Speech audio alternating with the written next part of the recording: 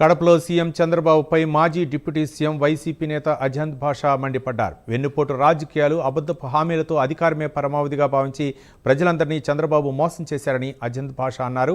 Parents మీటింగ్లో CM హోదాలో చంద్రబాబు అన్ని అబద్ధాలే చెప్పారని ఆరోపించారు.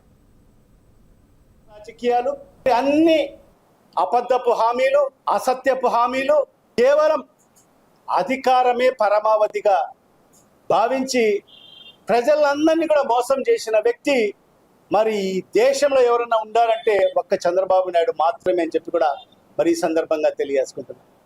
మరి ఇవాళ నేను ఒకటే చంద్రబాబు నాయుడు గారికి మరి లోకేష్ గారికి సూటిగా ప్రశ్నిస్తున్నాను. మరి మీరు ఏ అర్హతతో మరి నాడు జగన్మోహన్ రెడ్డి గారు అభివృద్ధి పరిచిన మరి ఆ స్కూళ్ళలో ఎంత దర్జాగా కూర్చొని మరి మీరు పేరెంట్స్ టీచర్స్ మీట్ నిర్వహించారో ఈ రాష్ట్ర ప్రజలకు సమాధానం చెప్పాలి. వెన్నుపోటు రాజకీయాలు